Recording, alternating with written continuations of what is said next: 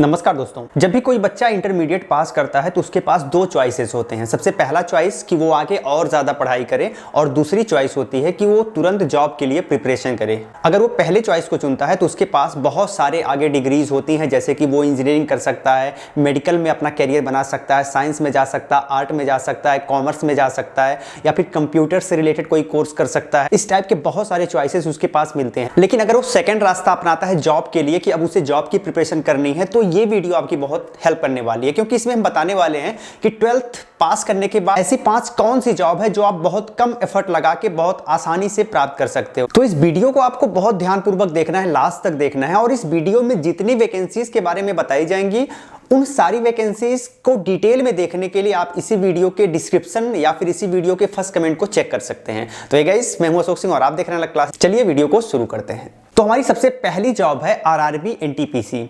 RRB यानी railway recruitment board और NTPC का फुल फॉर्म होता है नॉन टेक्निकल पॉपुलर कैटेगरीज। इसमें बहुत सारे अलग अलग पोस्ट होते हैं, जैसे कि junior clerk, account clerk, junior time keeper, commercial कम टिकट क्लर्क। तो ये कुछ पोस्ट होते हैं जो कि इस कैटेगरी में आपको मिलते हैं। इसमें अप्लाई करने के लिए कम से कम 18 वर्ष आपकी एज होनी चाहिए, अधिकतम 30 वर्ष तक आप इसे अप्लाई कर सकते हो। और इसमें सिलेक्शन प्राप्त करने के लिए 2 लेवल का एग्जाम आपको पास करना पड़ेगा। सबसे पहले लेवल फर्स्ट होगा, सीबीटी एग्जाम होगा। उस सीबीटी एग्जाम को क्लियर करने के बाद आप सीबीटी सेकेंड देंगे और उसके बेसिस पे आपका सिलेक्शन होगा।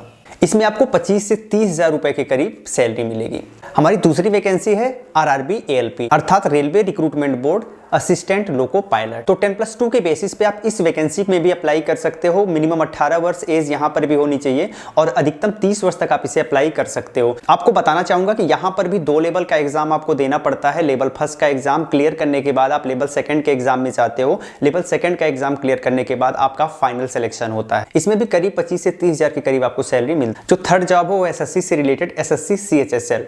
एसएससी का मतलब स्टाफ सिलेक्शन कमीशन और सीएचएसएल का मतलब कंबाइंड हायर सेकेंडरी लेवल। इसमें अलग अलग पोस्ट मिल जाते हैं, जैसे LDC lower division clerk, JSA, इसके साथ पीए यानी पोस्टल असिस्टेंट, साथ ही डीईओ का पोस्ट है जिसे डाटा एंट्री ऑपरेटर के नाम से भी जाना जाता है। अगर आपने 18 वर्ष एज कंप्लीट कर ली है तो इसे अप्लाई कर सकते हैं। 18 से 27 वर्ष तक आप इसे अप्लाई, यानी मैक्सिमम एज यहाँ पर भी 27 वर्ष है। यहाँ पर सिलेक्शन भी आपको 2 लेवल के एग्जाम के माध्यम से होगा। सबसे पहले लेवल के एग्जाम को क्लियर करने के बाद आपको लेवल सेकंड का एग्जाम देना पड़ेगा। लेवल सेकंड के एग्जाम को क्लियर करने के बाद ही आपका इसमें सिलेक्शन हो पाएगा। अगर आपका इसमें सिलेक्शन हो जाता है तो यहाँ पर जो आपका पे ग्रेड है वो 5200 से 20,200 है, यानी कि जो आपको इन हैंड सैलरी मिलेगी यहाँ पर भी लगभग 25 से 30 हजार के करीब मिलेगी। जो हमारी चौथी वैकेंसी है वो है पुलिस कांस्टेबल की। तो किसी भी स्टेट में पुलिस कांस्टेबल अगर आप बनना चाहते हैं तो ज्यादातर स्टेट में 10+2 पास होने के बाद आप इसे अप्लाई कर सकते हैं। मिनिमम 18 वर्ष आपकी एज है तो आप पुलिस कांस्टेबल बनने के लिए आवेदन कर सकते हैं और अधिकतम 25 से 26 वर्ष तक आप इसे अप्लाई कर पाते हैं। तो पुलिस कांस्टेबल की जो वैकेंसीज आती है उसमें 2 टाइप के पोस्ट होते हैं। सबसे पहला होता है सिविल पुलिस के लिए और सेकेंड होता है आर्म्ड पुलिस के लिए। इसमें सिर्फ 1 लेवल का एग्जाम होता है, उसके बेसिस पर ही आपका सिलेक्शन होता है। लेकिन इस 1 लेवल के साथ आपका मेडिकल टेस्ट होता है, आपका फिजिकल टेस्ट होता है, डॉक्यूमेंट वेरिफिकेशन होता है, ये सारे प्रोसेस कंप्लीट कराए जाते हैं। अगर आप पुलिस बन जाते हैं तो जो आपको स्टार्टिंग सैलरी मिलती है लगभग 25 से 30 हजार रुपए के करीब यहाँ पर भी सैलरी मिलती है।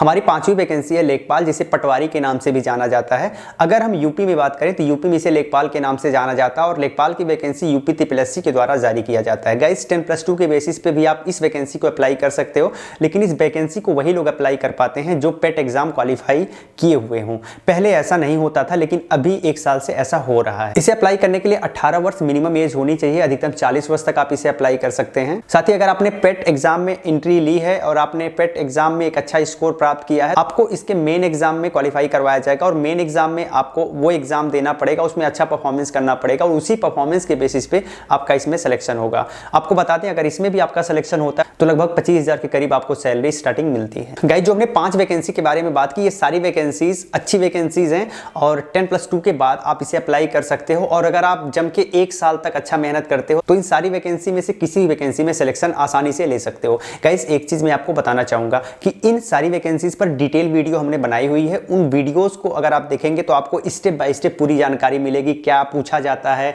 एग्जाम पैटर्न, सिलेबस, सारी चीजें कंफर्म आपको हो पाएंगी। तो वो वीडियोस देखने के लिए आप इसी वीडियो के डिस्क्रिप्शन या फिर इसी वीडियो के फर्स्ट कमेंट को जरूर चेक करें और इसे ज्यादा से ज्यादा शेयर करें। जय हिंद।